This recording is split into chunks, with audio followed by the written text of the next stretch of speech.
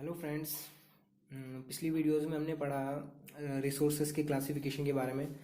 तो आज हम पढ़ने जा रहे हैं on the basis of their stage development. ठीक है, मतलब रिसोर्सेज का जो नेचुरल रिसोर्सेज था उनका क्लासिफिकेशन का एक पार्ट है कि कैसे उनका डेवलपमेंट होता है, stage of their on the basis of stage of their development. ठीक है, तो इस हिसाब से जो रिसोर्सेज है उनको दो भागों में बांटा गया है। एक होता है एक्चुअल रिसोर्सेज और एक होता है पोटेंशियल रिसोर्सेज।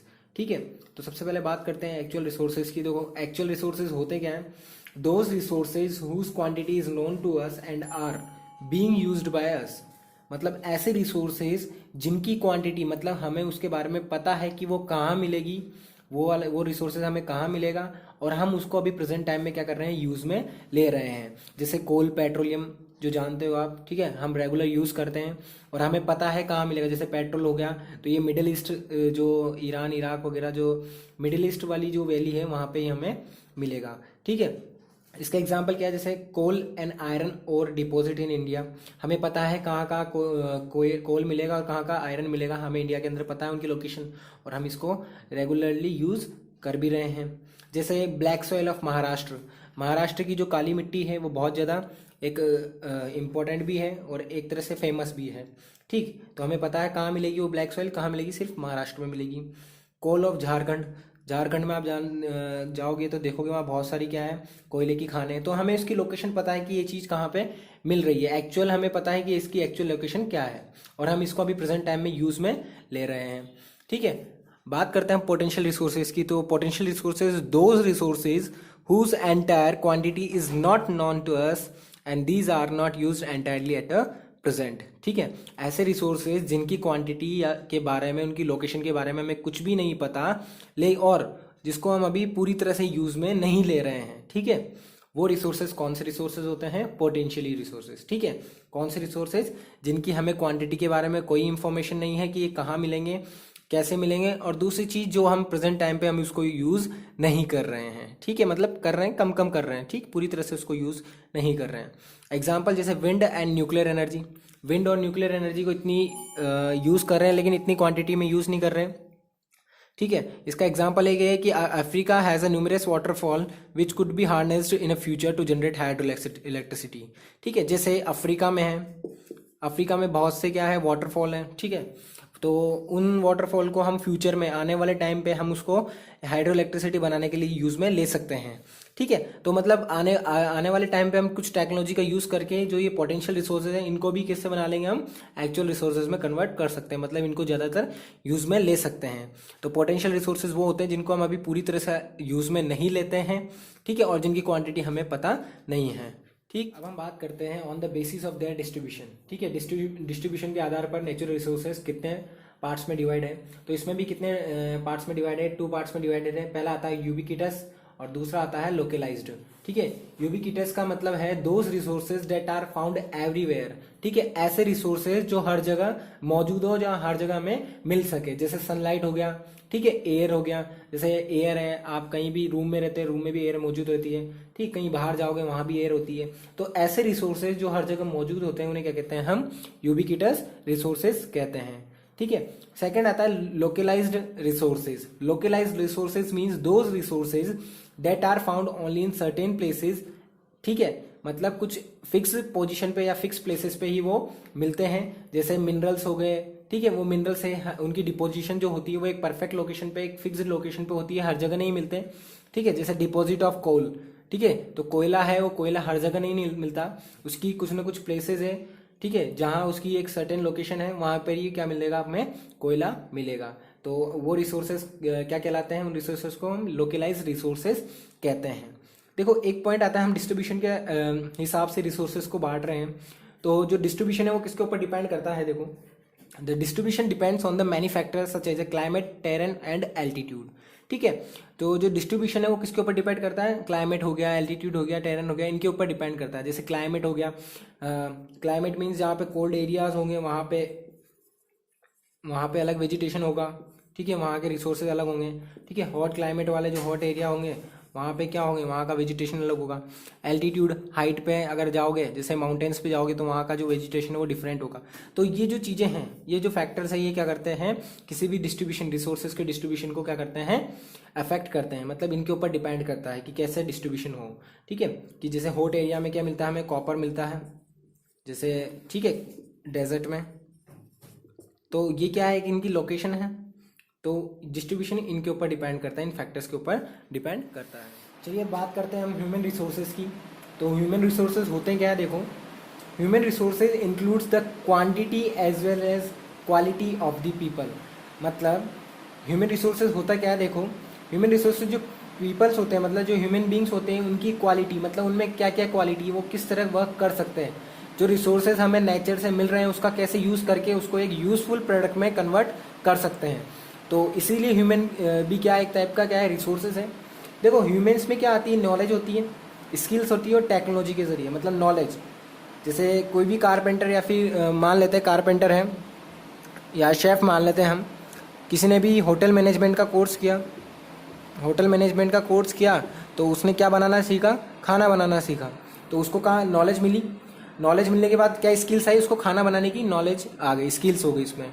ठीक है, देखो कुछ जो टेक्नोलॉजीज होती है, जैसे इंजीनियरिंग जो वर्क होता है, इंजीनियरिंग वर्क वो सारा क्या है, टेक्नोलॉजी बेस्ड होता है। ठीक है, किसी भी प्रोडक्ट को हम मशीन के थ्रू या टेक्नोलॉजी के थ्रू उसको यूजफुल प्रोडक्ट में कन्वर्ट कर सकते हैं बाय आवर स्किल्स। ठीक है, तो ये जो नॉलेज और स्किल्स है, ये हमें नेचर से नहीं मिलती, इसे हमें लेना पड़ता है। इसे कहाँ से लेना पड़ता है, पीपल से ही लेना पड़ता है, मतलब इंसानों से ही लेना पड़ता है। इसीलिए ह्यूमंस भी क्या एक प्रकार का क्या है, रिसोर्सेज है। ठीक है, क्योंकि ये नॉलेज और स्किल्स ही हमें नेचर से नहीं मिलेगी, ये इंसान को खुद ही डेवलप करनी पड़ती है और ये इंसानों से ही प्राप्त होती है। इसीलिए हम इन ह्यूमन को भी क्या बोला गया है, हमने रिसोर्सेज को नाम दिया गया है। People are human resources. ठीक है, it also refer the physical and mental abilities of the people. ठीक है, physical and mental abilities of a people, मतलब फिजिकल, पहली चीज, अगर इंसान पूरी उसकी हेल्थ अच्छी होगी, तो अगर हेल्थ अच्छी होगी तो वो जो भी प्रोडक्ट वो बना रहा होगा वो उसको अच्छी तरह से बना पाएगा। दूसरी चीज़ उसकी मेंटल एबिलिटी, मतलब जो स्किल्स है, उसका माइंड, उसकी इंटेलिजेंस जो है वो कितनी अच्छी है कि उस प्रोडक्ट को इजी वे में वो बना सके, उसको कन्वर्ट कर सके। ठीक है, तो ये दोनों क्या है, बहुत ज़्यादा यूजफुल है किसी भी पर्सन के लिए कि ये दोनों चीज़ें होनी चाहिए, एक तो फिजिकल और मेंटल, दोनों एबिलिटीज़ उसमें होनी चाहिए। ठीक है, उसके बाद आता है economic development of a country depends on it's human resources. Economic development जो होता है, इकोनॉमिक डेवलपमेंट मतलब है किसी देश की आर्थिक व्यवस्था, आर्थिक व्यवस्था का मतलब है पैसा। ठीक है, जो मनी वाला जो एरिया है, इकोनॉमिक जो एरिया है, इकोनॉमिक सेक्टर है, उसको कैसे वो डेवलप्ड बनाते हैं ह्यूमन रिसोर्सेज। आपने देखा होगा किसी भी कंट्री में जो बड़ी बड़ी इंडस्ट्रीज होती हैं, ठीक है, वहाँ पे जो वर्कर्स काम करते हैं, जैसे मान लो कोई भी है कार बनाने की हो गई या बाइक बनाने की, मोटर व्हीकल बनाने की कोई भी कंपनी हो गई। ठीक है, तो उसमें क्या होंगे, स्किल्ड पर्सनस होंगे, बहुत सारे इंसान होंगे या जो इनके पास स्किल होगी कार बनाने की, तो वो अपना जो दिमाग है, अपनी स्किल्स को कहाँ लगाएंगे, कार बनाने की फैक्ट्री में लगाएंगे, जिससे क्या होगा, वो कार बनेगी, और कार बनेगी तो उसको हम दूसरी कंट्री को बेचेंगे।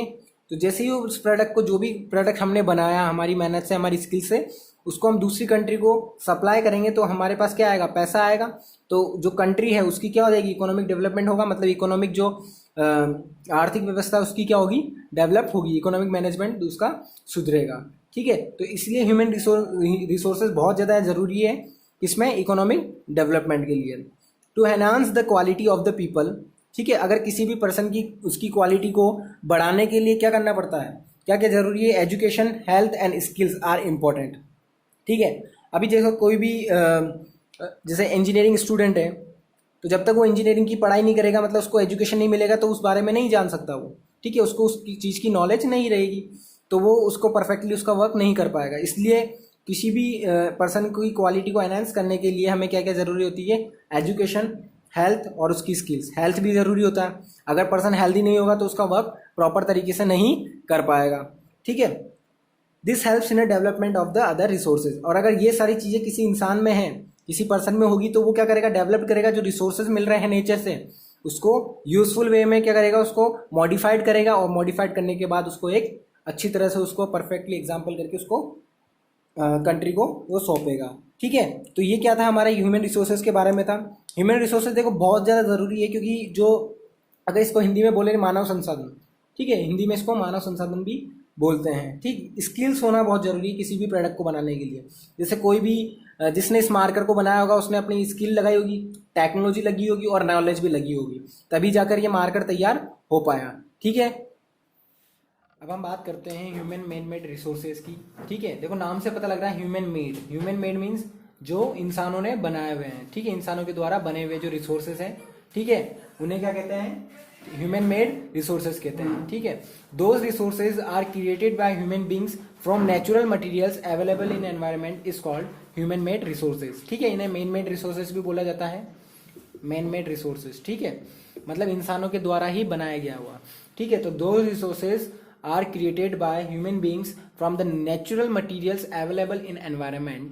ठीक है, जो एनवायरनमेंट में मौजूद जो रिसोर्सेज है, नेचुरल मटीरियल्स है, उनको क्या किया गया, ह्यूमन के द्वारा बनाया गया और रिसोर्सेज में कन्वर्ट किया गया। जैसे आयरन ओर, जो आयरन की ओर होती है उसको क्या करते हैं, एक्सट्रैक्ट करके मतलब प्यूरिफाई करके और आयरन में कन्वर्ट करते हैं।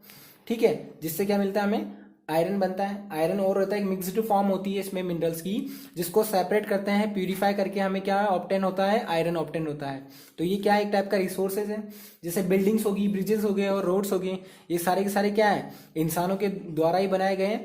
तो ये इंसानों के द्वारा बनाए गए हैं, तो ये कौन से रिसोर्सेज हो गए, मैन मेड रिसोर्सेज हो गए, मीन्स ह्यूमन मेड रिसोर्सेज हो गए। ठीक है, क्योंकि ये किसने बनाया है, इंसानों ने बनाया है। तो ये इंसानों ने अपनी जरूरत के लिए, अपनी नीड्स को सेटिस्फाई करने के लिए ये बनाए हुए हैं। ठीक है, इनकी रिक्वायरमेंट्स हैं।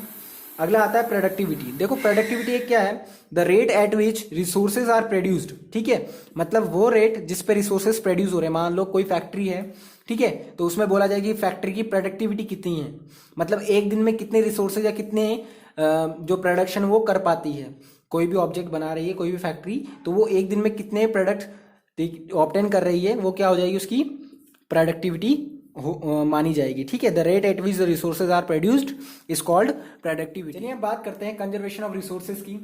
तो कंजर्वेशन ऑफ रिसोर्सेज का मतलब ये है कि रिसोर्सेज को कैसे बचाना है। ठीक है, इसका मतलब ये utilising the natural resources judiciously and well plan manner is called a conservation of resources. मतलब रिसोर्सेज को बिल्कुल यूटिलाइजिंग वे में हम उसको यूज करें, जुडिशली उसका क्या करें, हम यूज करें, ज्यादा हम ओवर यूटिलाइजेशन ना करें उसका। ठीक है, जैसे कुछ चीजें होती है, जैसे पेट्रोल होता है, ठीक है, कोल हो गया, इसको हम लिमिट में यूज करें, एक प्लान्ड मैनर में, एक अच्छी तरह से इसको प्लानिंग के साथ इसको यूज किया जाए, ताकि जो रिसोर्सेज है वो कंजर्वेशन, उनको कंजर्व रहे, बचे रहे, एकदम से खत्म ना हो सके, और जो हमारी फ्यूचर जनरेशन के लिए भी अवेलेबल में हो।